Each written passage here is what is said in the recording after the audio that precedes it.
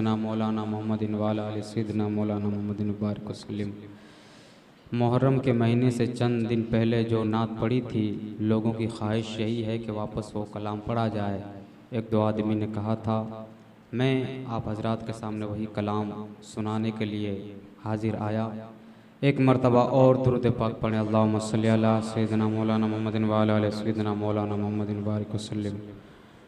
मुख्तार कायनात सदाता कोई नहीं, यानी रसूल पाक जैसा कोई नहीं। बुलंद आवाज से, यानी रसूल पाक जैसा कोई नहीं, यानी रसूल पाक जैसा कोई नहीं। बिन मांगे मेरे आका ने झोली को भर दिया, मंगता जो आया मांगने सुल्तान कर दिया। मंगता जो आया मांगने सुल्तान कर दिया।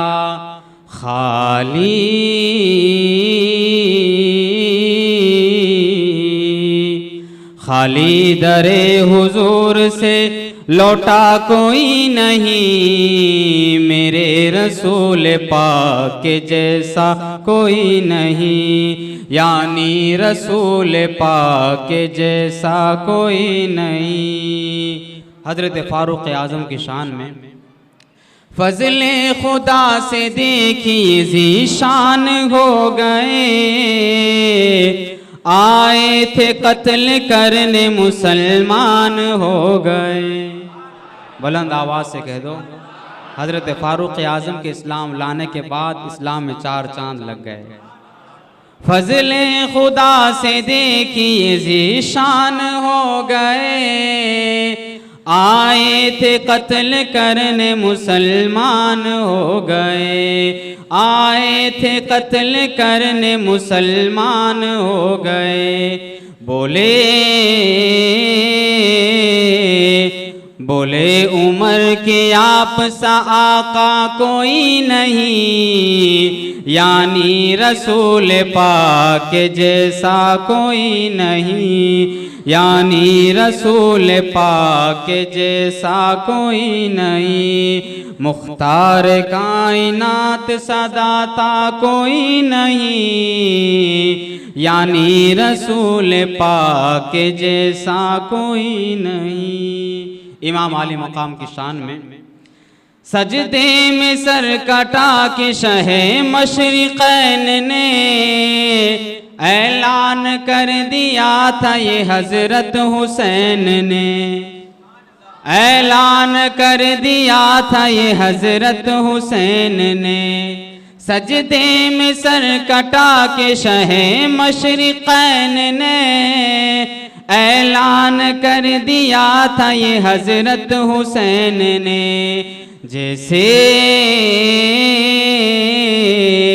जैसे मेरे नाना है ऐसा कोई नहीं, यानी रसूल पाक जैसा कोई नहीं, मेरे रसूल पाक जैसा कोई नहीं। मुख्तार कायनात सा दाता कोई नहीं, यानी रसूल पाक जैसा कोई नहीं। आखिरी शेर समाप्त करें। रूहुल अमीन सिदरा तलक जाके थम गए, सिदरा से आगे देखिए शाहे उमम गए। रूहुल अमीन सिदरा तलक जाके थम गए, सिदरा से आगे देखिए शाहे उमम गए।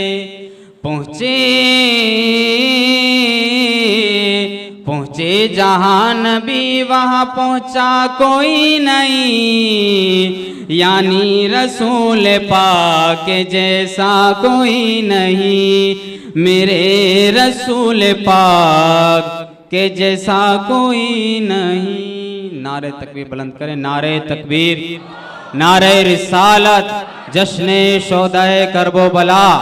मसलके आला हजरत काजी शहर जामनगर, नारे तकबीर नारे रिसालत।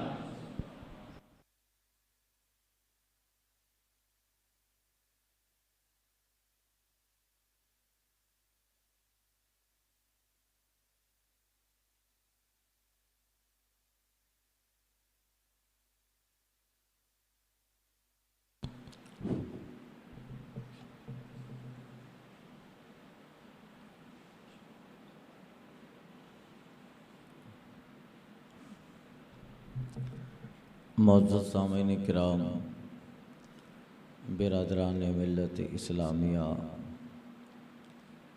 ख़तीब अहल सुन्नत हज़रत अल्लामा मौलाना सरफराज साहब रज़वी, जुमला सामीन अस्सलामु अलैकुम वरहमतुल्लाहि वबरकातुहू। अल-फ़ातिहा।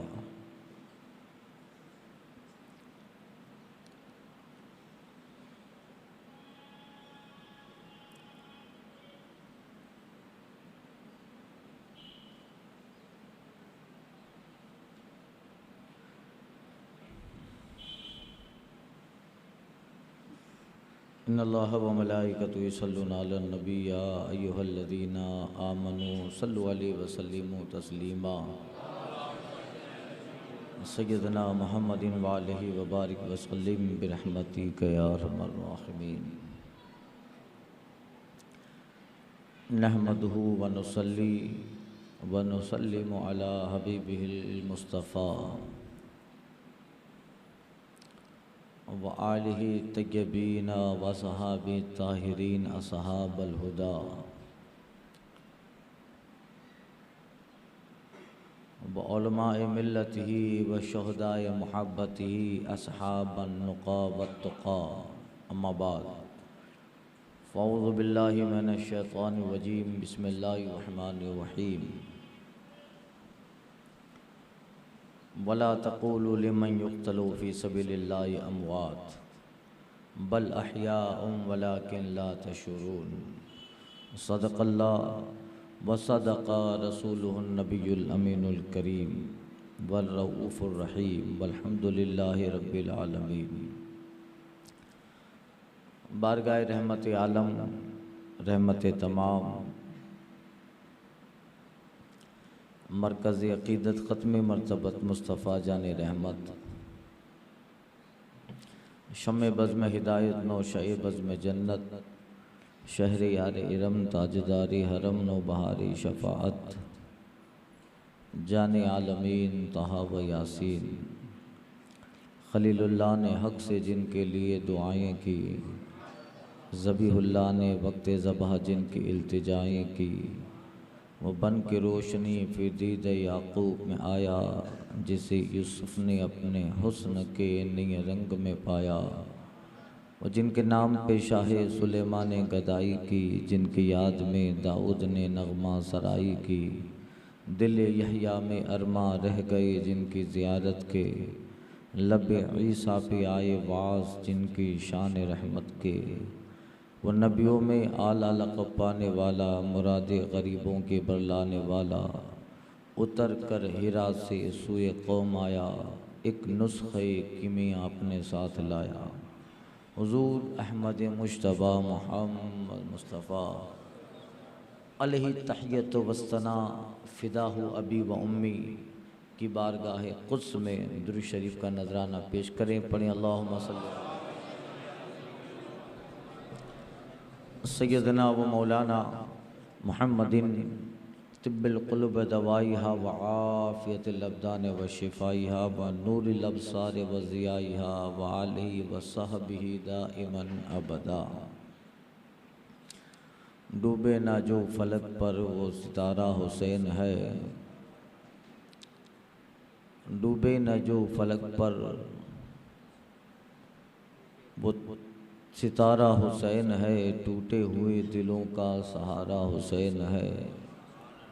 ईमान और कुफ्र में कोई निस्बत ही नहीं, रात है दुनिया सवेरा हुसैन है।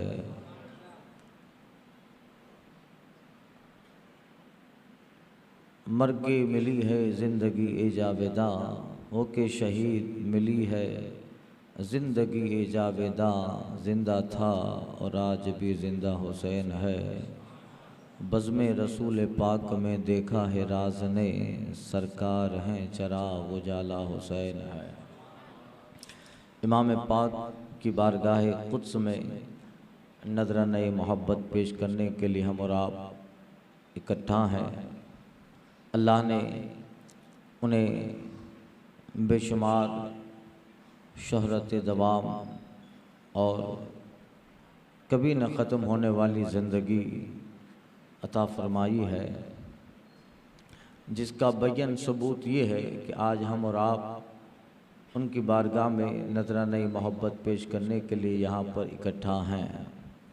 सदियाँ बीत गई, ज़माने बीत गए, वक्त गुज़रता गया, इनकलाबात पे इनकलाबात आए, लोगों की अपनी तारीख़ें, तहज़ीब, फ़ितरतें बदली, बेशुमार मरूर ज़माना की वजह से दुनिया में तब्दीलियाँ आई और बेशुमार अफराद आए, काम किए और तारीख़ में उनका नाम गुमनाम हो गया। मगर जो अल्लाह के लिए जीता है, अल्लाह के लिए जो मरता है, अल्लाह ताला उन्हें कभी न ख़त्म होने वाली ज़िंदगी अता फरमाता है, शोहरत दवाम देता है। यही वजह है कि आज इतने तकरीबन 1350 साल, 1400 साल के करीब का तवील अरसा गुजर जाने के बाद भी इमाम की याद हमारे दिलों में ऐसे है, इस बात का एहसास दिलाती है कि हुसैन ज़िंदा है।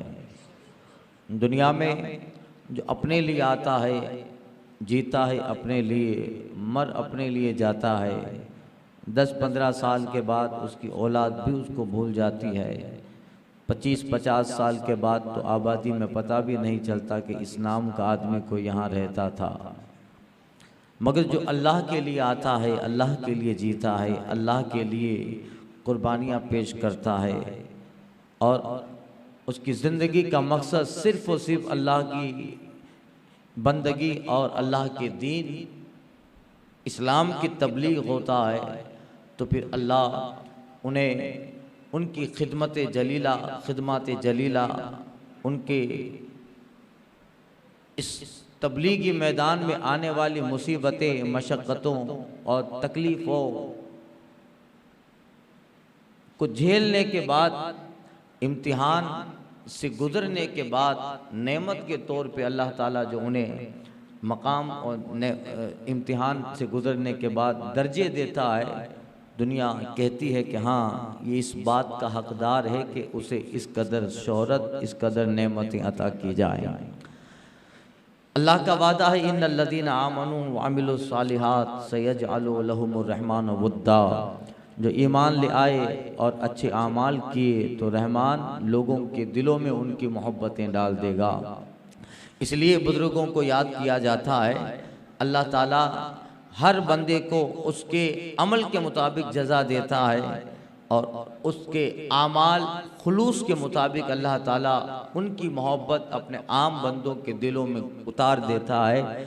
वरना लोग अपने दादा परदादाओं को भूल जाते हैं। 800 साल हुए, आज भी गरीब नवाज दिलों पे हुकूमत करते नज़र आ रहे हैं, इसलिए कि उनका जीना अपने लिए नहीं था, उनका जीना अल्लाह के लिए, अल्लाह के दीन के लिए। वरना क्या ज़रूरत थी कि यहाँ आते, अपने बाप की जायदाद मिली थी, बहुत बड़े मालदार बाप के बेटे गरीब नवाज, इतना बड़ा बाग बगीचा, इतने बड़े सामान आपको तरका और वरासत में मिले, उसी में मस्त रहते, तिजारत करते, करोड़पति बनते और ऐश आराम की ज़िंदगी गुजारते। क्या फ़र्क पड़ता, ज़िंदगी तब भी गुजरती, ज़िंदगी अब भी गुजर रही है। मगर नहीं, एक हमारा ख्याल अपने लिए जीना, अपने लिए मरना, अपने लिए करना। मगर जो अल्लाह वाला होता है उनकी ज़िंदगी का ख्याल अल्लाह के लिए जीना, अल्लाह के दीन के लिए जीना, अल्लाह के दीन दीन के लिए अपने आप को डिवोट करना, समर्पित करना, सेक्रीफाइड कर देना अपने आप को, इसके लिए अपनी परवाह, अपने खानदान की परवाह नहीं, ईरान छोड़ा अल्लाह के लिए, अपने बाप दादा की जायदाद छोड़ी अल्लाह के लिए, बाप के वरासत के इतना बड़ा बगीचा हो, बाग और जागीर मिली थी, उसको समर्पित किया, फकीरों में तकसीम किया अल्लाह के लिए। अपने बाप दादा फैमिली परिवार को छोड़कर समरकंद आए, 12 साल तक समरकंद में पढ़े, बुखारा गए, वहां पढ़े, उसके बाद फिर जो है आप दिगर ममालिक का सफर किया, 25 साल तक अल्लाह के बंदे मर्द कलंदर दुर्वेश हक सिफत जनाबे हारून उस्मान हारूनी की खिदमत में रहे, रात दिन उनका बिस्तरा उठाते रहे, 25 साल तक मदीना गए, वापस आए, 45 साल तक हिंदुस्तान की जमीन पे ख्वाजा ने गुजारे। इस जमीन पर अपने वजूद से 45 साल इस हिंदुस्तान की जमीन को दिया, मगर जो काम दुनिया में गरीब नवाज करके गए हैं, 1 2 45 साल नहीं, मैं कहता हूँ 1 सदी नहीं, 2 सदी, 5 सदी, 500 साल तक दुनिया के इदारे, सारे जामिया, सारी यूनिवर्सिटियां, सारे मदरसे, सारी स्कूलें 500 साल तक जो काम न कर पाए, एक अल्लाह का बंदा 45 साल में एक गोदरी पर बैठकर अजमेर में वो काम कर रहा है। 42 नहीं, तकरीबन 92 लाख लोगों के दिलों में हुजूर की मोहब्बत डाल दी, आका का प्यार डाल दिया। 92 लाख लोगों का एक अजीम बहुत बड़ा फिक्र होता है। 500 साल तक हिंदुस्तान के सारे लोग मिलकर जो काम न कर पाए, एक तन्हा मोइनुद्दीन वो काम करता है, तो फिर अल्लाह गुमनाम छोड़ेगा क्या? वतन छोड़ा हमारे लिए, माँ बाप छोड़े हमारे लिए, अपनी जागीर जायदाद छोड़ी हमारे लिए, और सब कुछ अपने आप को कुर्बान करके हिंदुस्तान आए, अपने माँ बाप के इलाके, अपने बाप दादाओं के वतन को छोड़कर। अब अल्लाह उन्हें उनकी इन सारी मेहनतों का बदला देगा। उठाता है अल्लाह ताला और अजमेर से उठाकर हिंद के चप्पे चप्पे में ख्वाजा को पहुंचाता,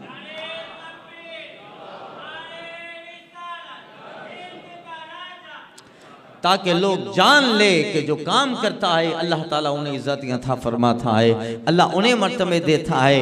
यही बात, जो अपने लिए जिएगा, अपने लिए जो दुनिया में रहेगा, वो आएगा, खाएगा, पिएगा, 25 साल के बाद उसका बेटा भी फातिहा पढ़े न पढ़े, फिर कब्र पे जाए न जाए, मगर जो अल्लाह के लिए जीता है, सदियां गुजर गई, 1300 साल के बाद भी आज भी इमाम फिक्र बने हुआ है, इमाम नजरिया बने हैं, हुसैन एक अकीदा बने हुए हैं, हुसैन दिलों की धड़कन बना हुआ है, हुसैन अपने फिक्र की आमाजगाह में अपने इश्क के काफिले खैमाजन किए हुए हैं, हुसैन हमारे ईमान का हिस्सा बना हुआ है। क्यों? जो इतनी बड़ी कुर्बानियां दे, अल्लाह ताला उन्हें उसका बदला देगा।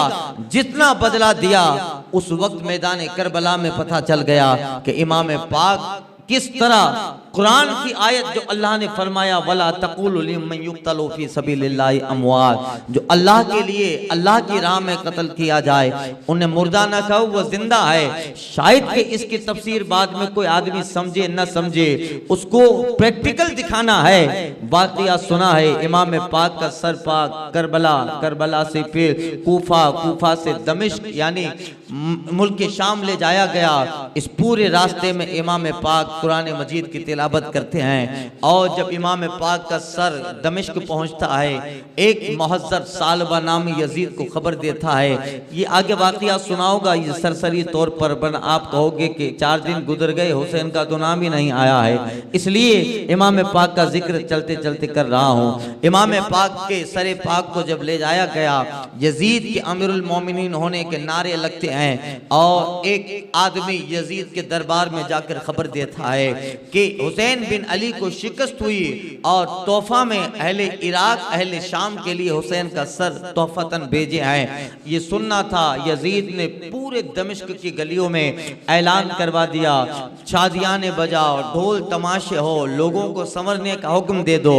हमारा दुश्मन वो शिकस्त खाया, हमें फतह नसीब, नुसरत नसीब हुई है। लिहाजा एक 2-4 घंटे गुजरने नहीं पाए थे, पूरे दिमश्क की गलियां भर जाती है और लोग दाखिल हुए।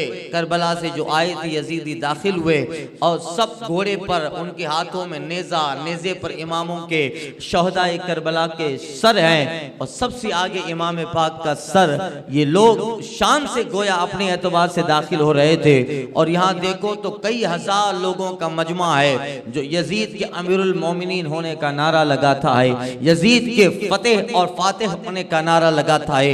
एक शोरो गुल्द बरपा हुआ, तकरीबन 50-60 फीट की दूरी पर एक मकान था दाहिनी तरफ। उसकी दूसरी मंजिल पर हुजूर के एक सहाबी हजरत सहल गालिबन नाम था, वो दमिश्क में किसी तिजारत के गर्ज से आए हुए थे। नमाज पढ़ के अंदर बैठे थे रूम में, देखा बाहर से आवाजें आ रही है। खिड़की खोल के देखा तो पूरी गलियां भरी पड़ी है और कुछ लोग घोड़ों पे सवार, हाथों में नेज़ा, नेज़े पे सर है। पूछा क्या हुआ, अचानक इतनी सारी पब्लिक कैसे आ गई। ये सोच ही रहे थे कि वो जिसके मकान पे ठहरे थे साहिब खाना आ गए। उनसे पूछा तो बताया तुम्हें मालूम नहीं है क्या, यजीद की बैअत को लेकर नैनवा में जंग हुई है और जंग में यजीद का लश्कर फतेह पाया और हुसैन इब्ने अली और उनके 72 जानिसार या 82 नफुस कुस्सिया को शहादत का मकाम मिला और ये जो सर हैं उन्हीं हुसैन और आले हुसैन, अहले हुसैन के सर हैं और सबसे आगे वो इमाम हुसैन बिन अली के शहजादे का सर है। इतना सुनना था कि वो सरकार के सहाबी की आंखों में आंसू आ गए। इस आसमान के नीचे जमीन पर कभी ऐसा भी वाकया पेश आने वाला था कि जो लोग नमाज में अहले बैत अतहार पे दुरूद पढ़ते हैं, नबी और आले नबी पे जो दुरूद पढ़ते हो, ऐसा वक्त भी इस जमाने को देखना था कि नमाजों में जिन पे दरूद भेजा जाए वही नमाज पढ़ने वाला आले नबी जिन पे दरूद पढ़े और कब मैदान में उसूल तलवार भी चलाए, उनको शहीद भी करे। वो सहाबी ये सारी चीजें सोच रहे थे, आंखों से आंसू जारी थे कि जमाने में शायद इससे बड़ा कोई खतरनाक वक्त न आया होगा कि नबी के दिल के चैन और फातिमा और जनाबे मौलाए कायनात के जिगर के टुकड़े को इस बेरहमी के साथ शहीद भी उन्होंने किया है, जो नमाज भी पढ़ते हैं, रोजा भी रखते हैं, अपने आप को गुलाम मुस्तफा, गुलाम मोहम्मद भी कहते हैं। वो सहाबी हजरत सहाल रो रहे हैं। आप अंदाजा लगाओ, हुसैन की जिंदगी का एक अजीम सबूत पेश कर रहा हूँ। वो सहाबी 25-50 फीट की दूरी पर ऊपर है। हुसैन इब्ने अली का काफिला यानी यजीदियों के जो काफिला था वो आगे की तरफ है। हुसैन आजम का सर भी नेज़े पर आगे की तरफ है। इतनी बड़ी आवाज, हजारों लोग नारे लगाते हो, इसमें आदमी क्या बोले पता चलेगा? नहीं चल पाएगा। मगर कुर्बानी पेश कीजिए इमाम पाक की जिंदगी हयात जावेदानी पर, सलाम पेश कीजिए उनकी हयात अबदी पर कि इमाम पाक सर नेज़े पर है। कितनी दूरी पर वो हुजूर का सहाबी, दिली दिल में वाकयात देखकर आंखों में आंसू आते हैं। इमाम नेज़े से सर घुमाकर हुजूर के सहाबी को देखते हैं, सरकार के सहाबी को देखा और इमाम ने सूरे कहफ की आयत करीमा तिलावत फरमाई। अम हसिबता अन अस्हाबल कहफ व रकीम कानू मिन आयातिना अजबा। आखिर इमाम पाक ने सूरे कहफ की आयत क्यों पढ़ी? चाहते तो सूरे बकरा की कोई और आयत पढ़ सकते थे, चाहते तो सूरे फातिहा तिलावत करते, चाहते तो कल्बे कुरान यासीन को तिलावत फरमाते, चाहते तो हुस्ने कुरान सूरे रहमान को आप तिलावत फरमाते। क्या बात है कि इमाम ने नेज़ा पर अपने नाना के सहाबी को देखा तो सूरे कहफ की ये आयत पढ़ी है। अम हसिबता अन असहाबल कहफ व रकीम कानू मिन आयातिना अजबा। क्या तुम्हें नहीं मालूम असहाब कहफ अल्लाह की अजीम निशानियों में से एक, अल्लाह की अजाइबात खुदाबंदी में एक अजूबा असहाब कहफ की जिंदगी है। यानी जो वाकया इमाम के साथ हो रहा है वही वाकया असहाब कहफ के साथ भी हुआ था। वह हुकूमत जालिम थी, बादशाह जालिम था, सल्तनत जालिमों की थी और उन बुत परस्तों के दरमियान अल्लाह ने 10-11 लोगों का इंतखाब किया जो उन सारी बुत परस्ती आबादी में खुदा के दीन और वहदानियत रब्बुल आलमीन का परचम बुलंद करते रहे।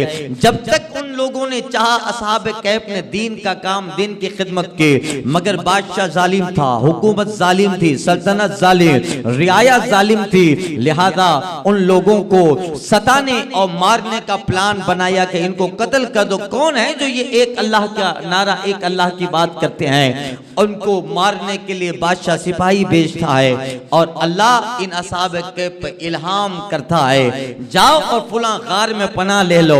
असहाब कैफ गार में पनाह लेते हैं, सोते हैं। वाकई आपने सुना है, उनको लगता है उठे जब एक सोने के बाद रात को चलते चलते चलते कि बादशाह के वजीर सिपाही पीछे आ रहे हैं कहीं पकड़ न ले। चलते चलते बहुत निकल गए, गार आई, उस गार में पनाह लिए, कहा चलो अब खतरा टल गया। सोते हैं, जब सुबह उठे इनको तो लगता था कि रात को सोए सुबह उठ गए, दिन चढ़ा था सोए थे दिन ढलते उठ गए हैं। मगर अल्लाह अल्लाह रब कहता है कम लबिस तुम, कितना सोए? उनमें से एक जवाब देता है लबिसना यौमन औ बाज़ा यौम, एक दिन आधा दिन सोए। अल्लाह फरमाता है नहीं, तुम्हें यहाँ सोए 309 साल का जमाना गुजर गया, 309 साल का जमाना गुजरा। मगर अल्लाह ने इन असहाब कहफ का जिक्र कुरान में बयान फरमाया। एक जालिम हुकूमत के खिलाफ ऐलान हक बुलंद किया था, एक जालिम बादशाह के खिलाफ ऐलाए कलिमतुल हक किया था, एक जालिम सल्तनत के खिलाफ एक अल्लाह की बात कही थी। तो अल्लाह ने उनके जुल्म को कुरान में उनकी वारदात को बयान भी फरमाया, उन पे जो मजालिम ढाए, और अल्लाह ने अपनी निशानी असहाब कहफ को बताया। मिन आयातीना अजबा, ये असहाब कहफ अल्लाह की निशानी है। इमाम पाक नेज़े पर वही आयत करीमा पढ़कर अपने नाना के साहबी को बताते हैं, फिक्र क्यों करते हो? जिस तरह असहाब कहफ अल्लाह की निशानी बने हैं, दुनिया देखेगी हुसैन अजाइबात खुदाबंदी बनेगा, हुसैन अल्लाह की निशानियां बनेंगे। और जिस तरह कयामत तक कुरान पढ़ा जाता रहेगा और उस कुरान में सूरे कहफ के ज़िम्न में असहाब कहफ कयामत तक जिंदा, उनके तज़किरे कयामत तक जिंदा रहेंगे। जमाना देखेगा हुसैन का जिक्र कयामत तक जिंदा रहेगा, हुसैन की फिक्र जिंदा रहेगी। लिहाजा ए नाना के साहबी, ये ख्याल न करके सर शाम में है, जिस्म करबला में है, हम यहाँ हमारा वजूद वहाँ है तो हम मिटा दिए गए, हम खत्म हो गए, नहीं, बल्कि दौर आएगा, वक्त आएगा कि लोग हमारी जिंदगी की मिसालें पेश करेंगे। दुनिया देखेगी हुसैन खानकाहों में जिंदा, हुसैन फिक्र में जिंदा, हुसैन मदारिस में जिंदा, हुसैन मुफ्ती के फतवे में जिंदा रहेगा, हुसैन आलिम के इल्म में जिंदा रहेगा, हुसैन आमिल के अमल में जिंदा, तहज्जुद गुजार के तहज्जुद में जिंदा, हुसैन अहले मोहब्बत की मजलिसों में जिंदा। कयामत तक अगर जमीन पर एक मुसलमान बच्चा रहेगा, उसके दिल में कयामत तक हुसैन जिंदा रहेगा।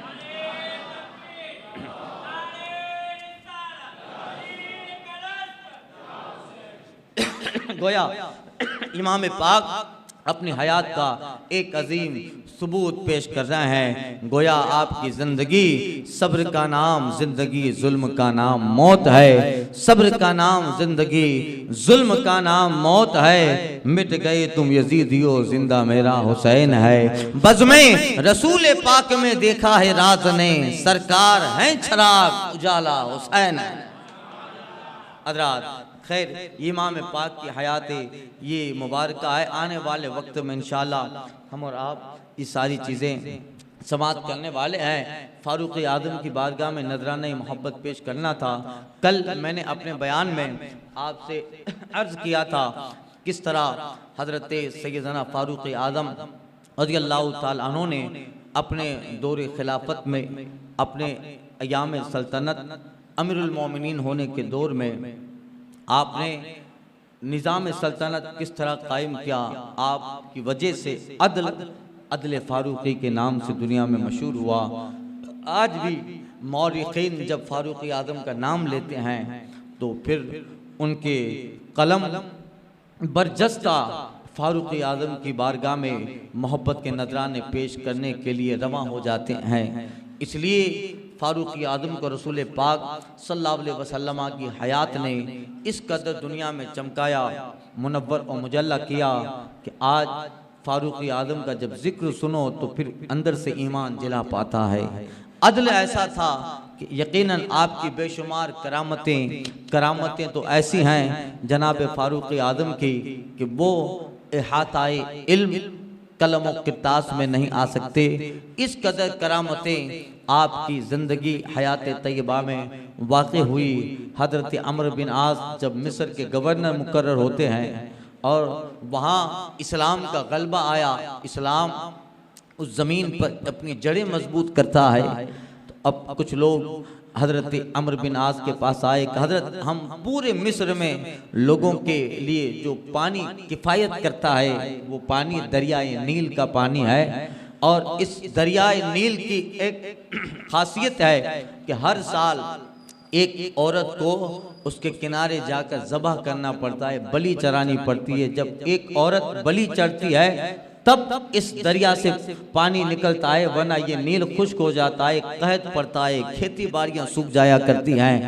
क्या ये इसलिए हमें देखो अब पानी दरियाई नील का सूखा पड़ा है, अब हमें किसी न किसी तरीके से हम हमारी रस्म और रिवाज जो चले आ रहे हैं कि किसी को हम माँ बाप को मनाते हैं और उसकी बेटी को हम हर साल यहाँ भेंट चढ़ाते हैं तो दरियाए नील जारी होता है। हज़रत अमर बिन आस कहते हैं इस्लाम में ऐसा नहीं है, इस्लाम तो ये सारी बातें मिटाने आया है, इस्लाम ये सारी बातें ख़त्म करने आया है, इस्लाम में ऐसा नहीं है, हम इसको होने नहीं देंगे, ये जाहिलाना रसूमात है।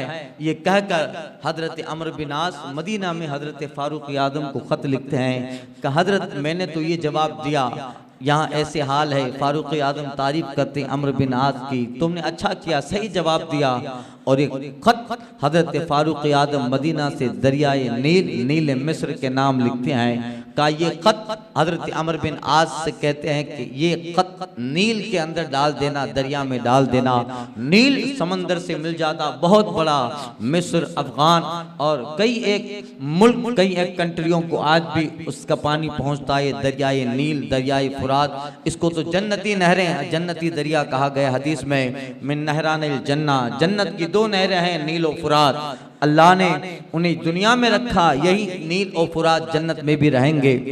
हज़रत फ़ारूक आज़म ने ख़त लिखा और ख़त में लिखा था इन कुन्ते तजरी मिन क़िबलिक फ़ला तजरी व इन कुन्ते तजरी मिन अम्रिल्लाह अस्अलुल्लाहल वाहिदल क़हार अन तजरी के।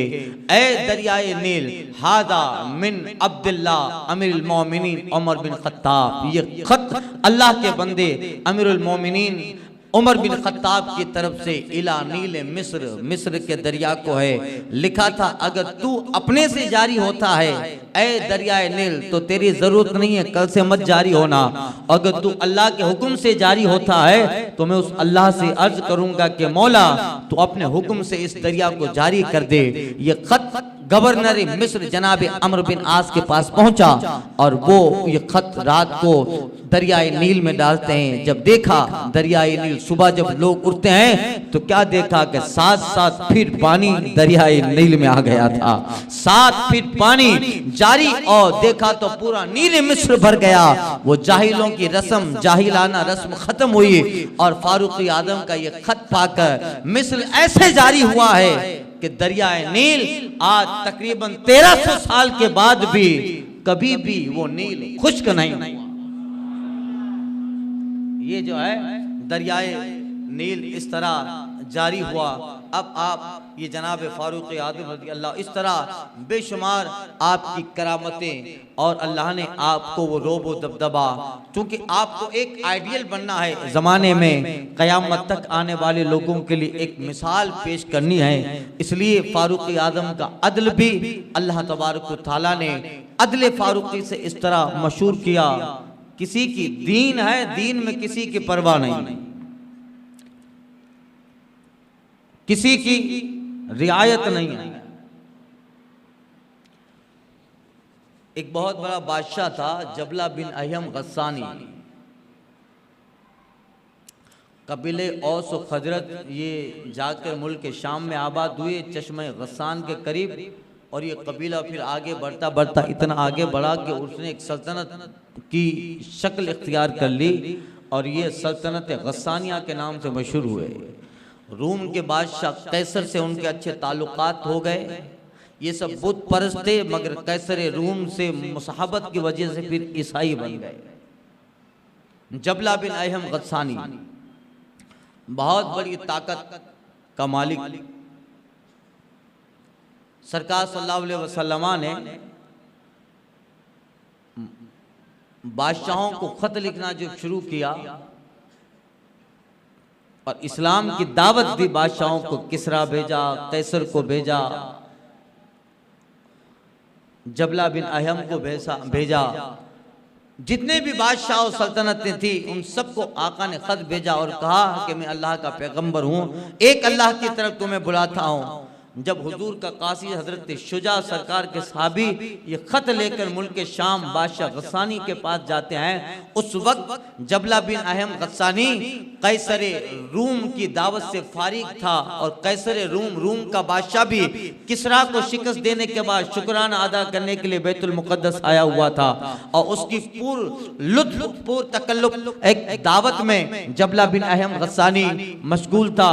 कई दिन इसी तरह से गुजर गए।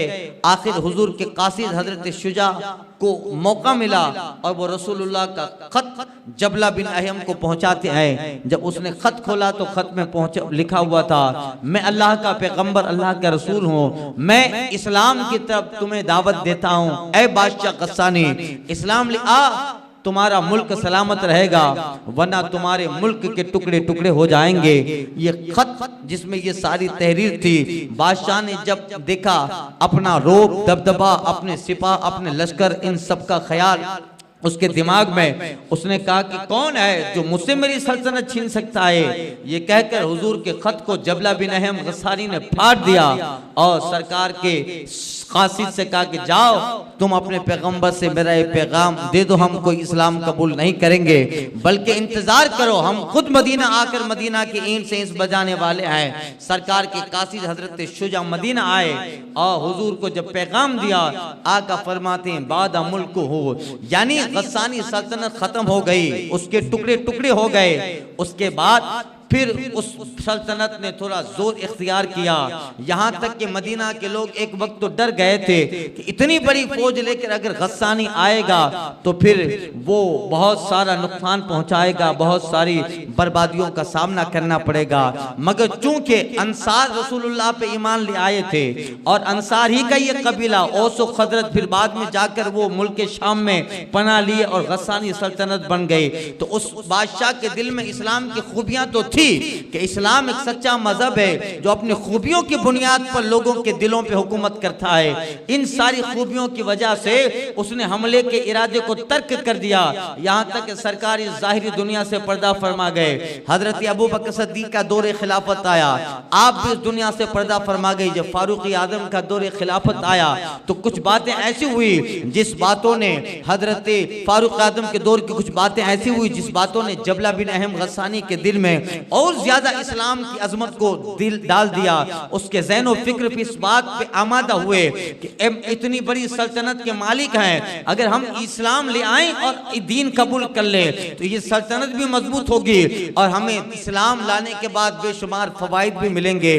फारूक आजम का दौरे खिलाफत आप अंदाजा लगाओ, जब इस्लाम फैलता है और इस कदर मुल्क के शाम आसपास यानी हजारों लाखों मील मुरब्बा का मालिक और इस कदर जमीन पे हुकूमत करने वाला अजीम बादशाह जब वो इस्लाम कबूल करेगा तो आप अंदाओ कि जिसके अंदाजे जिसके हमले के सोचने से मदीना वाले डरते थे, अब पता चला कि वही इस्लाम कबूल करने आ रहा है तो खुशी के लहर दौड़ेगी।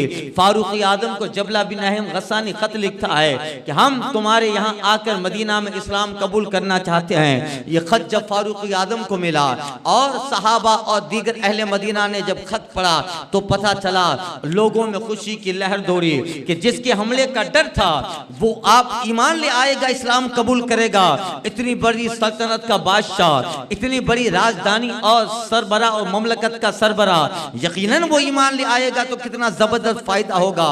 फारूक आजम ने कहा मुबारक हो, वेलकम, कभी भी आना रवाना हो मदीना आ जाएं। उसने आने की खबर दी, अपने 200 आदमियों को लेकर वो मदीना के लिए रवाना हुआ। जब बिल्कुल मदीने के करीब आया, जर बफ्त और हरीर का लिबास उसने जेबे तन किया और अपने घोड़ों को, अपने ऊंटों को सवारा, वर्दियां उसने पहने और एक मारिया का अपना बाप दादाओं में जो चला आ रहा था ताज पहना। उस ताज में उनकी एक दादी थी, उस दादी का, उसके कानों की बाली का एक जेवर का मोती जो कबूतरी के अंडे के बराबर था, वो 2 मोती थे जो उस जमाने में सबसे ज्यादा कीमती समझे जाते थे, जो उन्हें विरासत में मिले थे बादशाहों को। वो मोती उसने अपने ताज में जड़ा के रखा था और सोने और चांदी के थाल भर के मदीना में आ रहा है। वो ये चाहता था कि लोग ये समझे कि मैं डर की या किसी और वजह से इस्लाम कबूल नहीं करना चाहता, बल्कि मैं खुद इसकी हकानियत का कायल हूँ। वरना देखो मेरे पास कोई कमी है, अपना रोब, अपना दबदबा, अपना पावर, अपनी ये सारी बातें दिखाने के लिए वो मदीना में दाखिल हुआ। हजरत फारूक आदम ने खुश आमदेद कहा, दावतें हुई, ईमान भी लिया, कलमा भी पढ़ा उसने। इसी दौरान हज का मौसम आ गया। हज का जब जमान आया, हर साल जनाब फारूक आदम हज बैतुल्लाह के लिए तशरीफ ले जाते। हज का मौसम आया कि तुम भी चलो। जबला बिन अहम गस्सानी भी उस वक्त मदीना में था, फारूक आदम के साथ मक्का मुअज़्ज़मा हज के मनासिक अदा करने के लिए रवाना हुआ और पहुंचे मक्का में। खाने काबा का तवाफ हज के दौरान हो रहा है। फारूक आदम भी है, जबला बिन अहम गस्सानी अभी अभी इस्लाम में आया है, वो भी खाने काबा का तवाफ कर रहा था। मगर चूंकि वो बादशाह था, वो इतनी लंबी लुंगी पहनता था कि उस लुंगी का एक सिरा जमीन पे घसीटता था। अब खाने काबा का तवाफ करने में रश ज्यादा था, बहुत सारे लोग थे। चूंकि अमीरुल मोमिनीन आए हुए हैं, फारूक आदम आए हुए, तो और ज्यादा लोगों का तांता बंधा और काफी सारे लोग खाने काबा का तवाफ कर रहे थे। उस गहमा गहमे, उस इज़्दिहाम में एक कबीले फुराजा, एक किसान के बच्चे का पांव उस बादशाह की लुंगी पे पड़ गया। पांव उसका लुंगी पे पड़ा, जिसकी वजह से बादशाह की लुंगी खुल गई और उसकी कसरे शान हुई। उसकी अजमत में थोड़ा घटा हुआ ऐब हुआ। उसने सोचा, जैसे उसकी लुंगी पर उस किसान के बच्चे, एक गरीब आदमी का पांव पड़ा और उसने लुंगी फौरन पहन ली, मगर गुस्से में उस आदमी को, गरीब के बच्चे को तमाचा मारा। ये बात हो गई, मगर उस गरीब ने फारूक आदम की बारगाह में शिकायत पेश की, इस आदमी ने दौरान तवाफ गलती से मेरा पांव उसकी तहबंद उसकी लुंगी पे पड़ गया, मगर इसने मुझे थप्पड़ मारा, मुझे बदला लेना है, मुझे क़िसास दिलवाया जाए। इस्लाम बदला का ऊपर विश्वास रखता है, इस्लाम कानून में विश्वास रखता है, लिहाजा मुझे बदला देना है। इसने थप्पड़ मारा है, मैं भी इसे थप्पड़ मारूंगा। एक मक्का ही के अंदर, मक्का मुअज़्ज़मा में एक नशिस्त कायम होती है और जबला बिन अहम गस्सानी को बुलाया। हजरत फारूक आदम मसनद अदालत पेश करते हैं और कहते हैं, बादशाह सलामत, इसका पांव गलती से तुम्हारी तहबंद पे लगा था और आपने इसको तमाचा मारा, लिहाजा या तो इसको राजी कर लो या फिर ये राजी नहीं होता तो इसका तमाचा खाने के लिए तुम तैयार हो जाओ। बादशाह की दिमाग बौखला गया उसका। मैं तो समझता था कि मैं इतनी बड़ी रियासत का मालिक हूँ और जब मैं इस्लाम लाया हूँ तो मेरी इज्जत बढ़ेगी। हजरत फारूक आदम कहते हैं, बेशक तुम्हारी इज्जत अपनी जगह पर, मगर इस्लाम का यही कानून है जो लोगों को सबसे बराबर कर रहा है। यही इस्लाम का कानून है। आप बादशाह हैं, मगर कुरान का यही कानून है कि आप इसको राजी कर लें। अगर ये राजी नहीं होता है तो फिर आप इसका तमाचा खाने के लिए तैयार हो जाए। यही कानून है, यही हमारा दस्तूर है, यही मजहब इस्लाम है कि अगर मैंने ऐसा किया नहीं तो हजरत फारूक आदम कहते तो फिर आपको इस्लामी तौर पे सजा दी जाएगी। अल्लाह अल्लाह, जरा बराबर जनाब फारूक आदम रियायत नहीं करते, जरा बराबर कि इतना बड़ा आदमी है, अरे वो ईमान ले आया है, हजारों लाखों लोग उसके पीछे ईमान ले आएंगे, इसकी परवाह जनाब फारूक आदम को नहीं है। ईमान लाएगा उसका फायदा होगा, नहीं लाया तो उसका नुकसान कुरान होगा। बहरहाल में अमीरुल मोमिनीन हो, मुझे फैसला वो करना है जो कुरान बताता है, मुझे फैसला वो करना है जो मुस्तफ़ा बताते हैं। फारूक आजम का फैसला सुनकर वो भी बौखला गया। इससे आप अंदाजा लगाओ फारूक आजम की जात का, आपके किरदार और आपकी अदल फारूकी का। किसी को खातिर में नहीं लाते। ऐ बादशाह, तू इतना बड़ा बादशाह है, ईमान ले आया अपनी जगह पर, मगर इस्लाम का कानून सबके लिए बराबर है। बादशाह अपनी जगह, इस्लाम में ये नहीं है, बल्कि मेरा कुरान, मेरी किताब तो कहती है इन अक्रमकुम इंदल्लाहि अतकाकुम, तुम में सबसे अच्छा वो है जो ज्यादा अल्लाह से डरने वाला, ज्यादा खुदा की बारगाह में तकवा और परहेजगारी इख्तियार करने वाला, वही अल्लाह के नजदीक सबसे बड़ा है। बाकी तो इस्लाम ने सबको एक ही सब में लाके खड़ा कर दिया है। हम जहां नमाज पढ़ते हैं, अगर पहली सफ में मजदूर को नमाज के लिए जगह मिली है, गुलाम को मजदूर नमाज के लिए जगह मिली है, और अगर दूसरी सफ में बादशाह आया है तो हालत सजदे में जहां गुलाम का पैर होगा वहां बादशाह का सर नजर आएगा। यही इस्लाम की खासियत है जो सारे मजहबों से इस्लाम को बाला और बाला तर कर रही है। यही इस्लाम की खुसूसियत ने लोगों के दिलों पर उसकी सदाकत को ऐसे बिठाया है कि सदियां गुजरने के बाद भी इस्लाम धड़कन बना है और इस्लाम लोगों को अपने लिए सोचने पे मजबूर कर रहा है। लोग उस पे सोच रहे हैं और कह रहे हैं कि यही इस्लाम, यही तो है, और यही कानून, यही दस्तूर मुस्तफ़ा जाने रहमत ने अता फरमाए कि एक ही सफ में खड़े हो गए। इकबाल ने कहा था एक ही सफ में खड़े हो गए महमूद व अयाज, न कोई बंदा रहा न कोई बंदा नवाज। यही इस्लाम की सच्चाई। बादशाह जो था जबला बिन अहम, वो कहता है ऐसा है तो फिर मुझे एक रात सोचने का मौका दीजिए। ठीक है, आप सोच लीजिए सुबह तक, अगर ये राजी हो जाए तो ठीक है, वरना फिर राजी ना हो तो फिर आपको इसके लिए सजा के लिए तैयार होना है। रात को सोया, पता चला कि फिर तो मुझ पे बहुत सख्तियां होगी। इतने सारे मेरे साथ मेरे सिपाही खादिम मजदूर आए हैं, फिर उनके सामने भी मेरी इज्जत नफ्स का क्या रहेगा।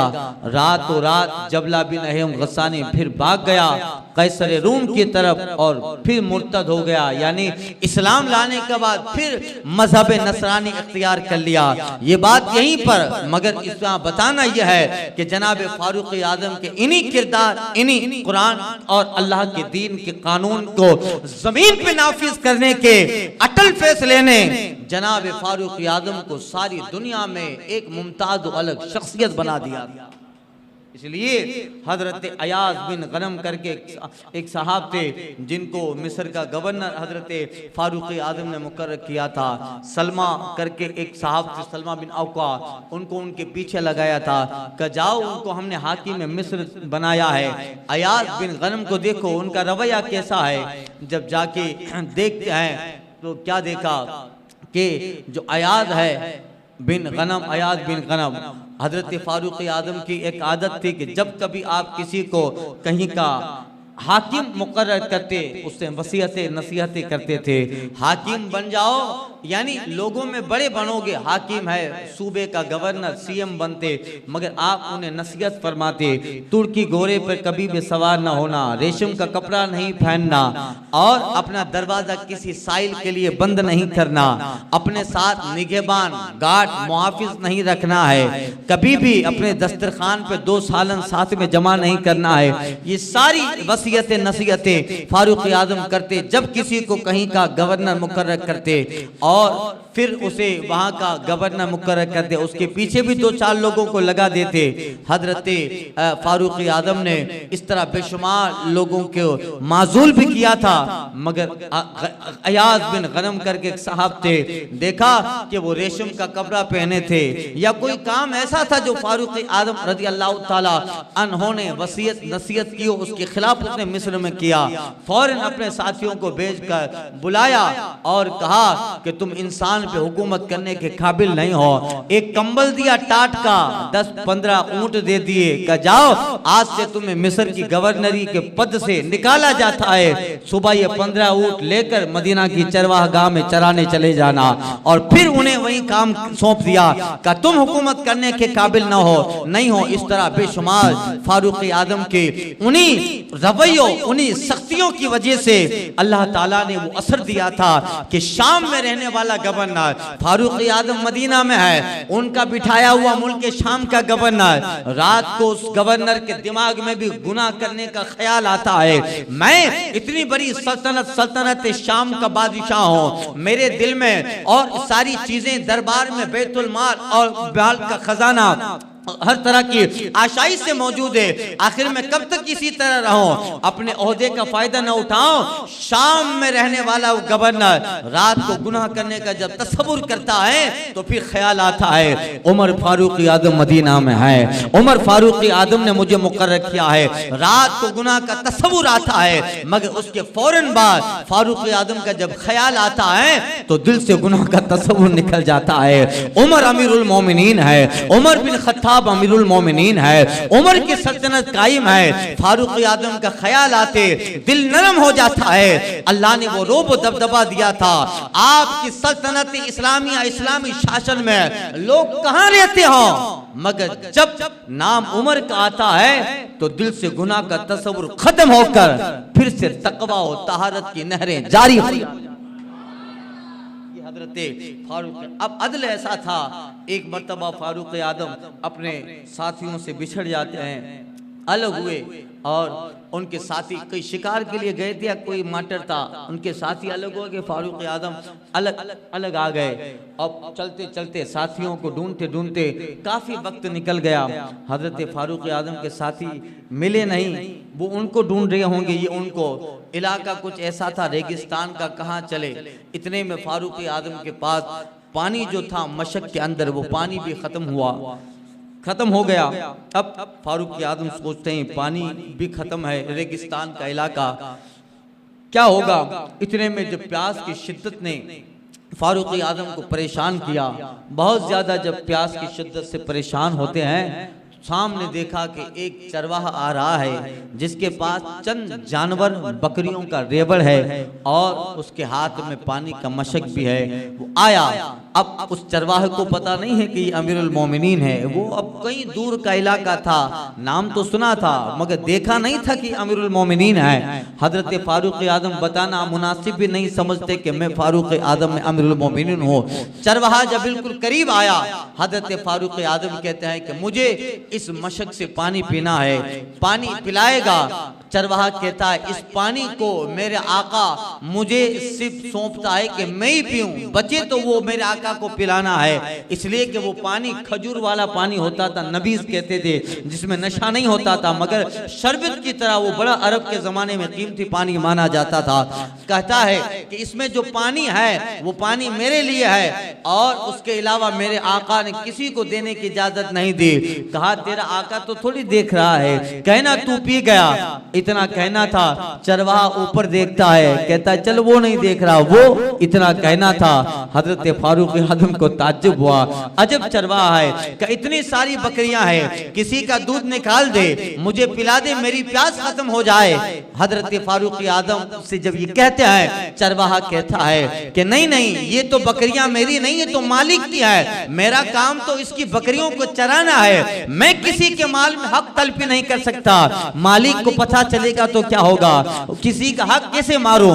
फारूक आजम कहते हैं मालिक को थोड़े ना पता चलेगा, कह देना कि बकरी मर गई, या उसे पता नहीं चलेगा कि तूने इतना दूध निकाला है। फारूक आजम का ये जवाब सुनकर चरवाहा कहता है ठीक है, मालिक को पता न चले, मगर एक मालिक जिसको मैं मानता हूँ वो उस मालिक का भी मालिक परवरदिगार है। यकीनन रकीबुन अलैकुम, वो तो सब पे निगहबान है, उसे तो पता ही है कि मैं क्या कर रहा हूँ। और बहुत सारी बहस होने लगी। फारूक आजम कहती अजीब इंसान है, मैं प्यास से बिलख रहा हूँ मगर तू मशक से एक कतरा देने के लिए तैयार नहीं है, तू रेवड़ में इतने सारे जानवर है, एक का दूध देने के लिए तैयार नहीं है। चरवाहा कहता है मैं अपने उसूलों का पाबंद हूँ, मैं अपने दीन का पाबंद हूँ। ऐ आने वाले, तू तो कोई अजीब आम इंसान लगता है, तू तो कोई आम बाशिंदा लगता है। सुन, अगर तेरी जगह हमारा बादशाह उमर बिन खत्ताब भी होता तो उसे भी मशक से पानी न देता। इतना कहना था। हजरत फारूक आजम की आंखों से आंसू निकले, उसको गले से लगाया, कहे चरवाहे मैं उमर बिन खत्ताब हूँ, मैं ही फारूक आजम हूँ, और गले से लगाकर उस चरवाहे की पेशानी को फारूक आजम बोसा देते हैं और कहते हैं इंशाअल्लाह जब तेरे जैसे लोग उमर की रियाया में हैं तो उम्मीद है कयामत में उमर अल्लाह की अजाब से बच जाए। सल्तनत इस्लामिया का अमीर इस एहसास में जीता है कि उसकी पेशानी को बोसा देकर फारूक आदम कहते हैं कि तेरे जैसे लोग मेरी रियाया और मेरी सल्तनत में है तो उमर क़यामत के दिन बच जाएगा। यही हौसला था जिसने फारूक आदम को दुनिया के सफ़े अव्वल में लाके खड़ा कर दिया कि आज भी जब उनकी सीरत का मुताला करते हैं तो फिर लगता है कि दुनिया में किसी न किसी मजहब की कोई ना कोई खुसूसियत है। अल्लाह ने इस्लाम की खुसूसियत ये रखी है कि इसमें अल्लाह ने फारूक आदम जैसी जात को उमर जिनकी आदा पे शेदा सकर उस खुदा दोस्त हजरत पे लाखों सलाम। हम ज़बाने नबी तर्जमाने नबी जानो शान अदालत पे लाखों सलाम। आपकी शहादत बयान करनी थी, इंशाअल्लाह ताला कल बयान करूँगा और उसके बाद उस्मान गनी फिर मौलाए कायनात तरतीब से इंशाअल्लाह 10 प्रोग्राम होने वाले। 10 है ना इमरान भाई, 10वीं शब को भी प्रोग्राम होगा और आखिरी मारकाए करबला जो हुआ 10वीं शब को इंशाअल्लाह ताला वो बयान करना है। इसलिए कल फारूक आदम की शहादत और अलग तरतीब जो मामूलात थे खुतबाए अहले सुन्नत हैं इंशाअल्लाह ताला अर्ज करने की कोशिश करूँगा। सबा वो चले के बाग फले, वो फूल न खिले के दिन हो भले, लेवा के तले सना में खुले रजा की ज़बान। अस्सलाम वालेकुम।